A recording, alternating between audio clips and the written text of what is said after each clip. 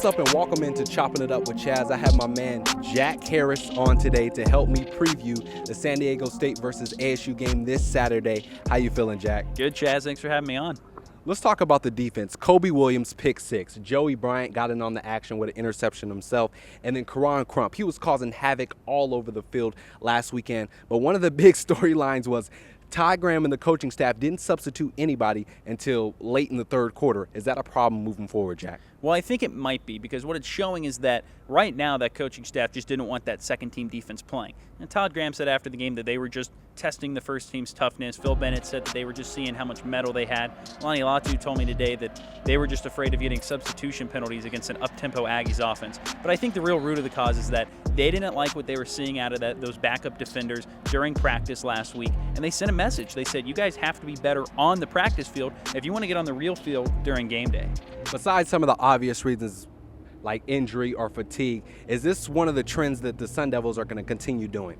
Well, I don't think so. I think you hit it right on the head, is that, yeah, there's injuries, but really fatigue will keep them from doing this consistently. I think this weekend's game against San Diego State is a perfect example of that. The Aztecs last year averaged 45 carries a game on the ground. They like to pound it at teams' front sevens. They want to wear them down, and it's tough if you're not rotating those defensive linemen and linebackers to be making tackles, to be getting off your blocks consistently over the course of a game. So I think going forward, you got guys like Shannon Foreman, George Leah, Rennell Wren on that defensive line who have looked good during parts of preseason camp. I think it needed some time to round into form, but as the season goes on, starting this Saturday, we'll see them factoring more to the game plan.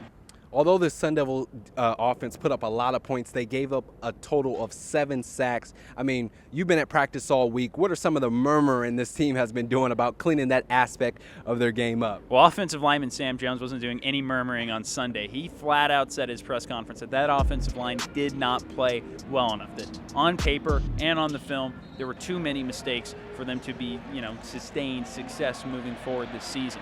They need to run the ball better. That's the big thing to me. You look at this weekend's game, you're facing a San Diego State team, as I mentioned. They run the ball very well, and what happens when you run the ball well is you have a lot of time of possession.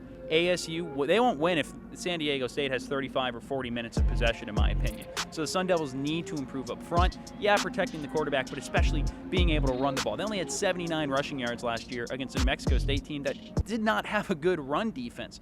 That's something that has to improve if they want to have more success moving forward.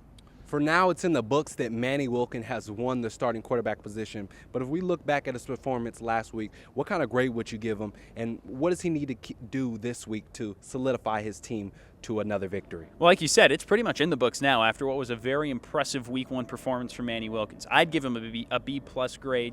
He took care of the football. He went 22 of 27. He didn't have those errant throws that we started to see near the end of last season. Yeah, he held the ball a little too long at times, which contributed to the 7 sacks. But at the same time, he had those 2 long touchdown passes to Jalen Harvey and John Humphrey. At the time, each of those set a new career-long TD pass for Wilkins.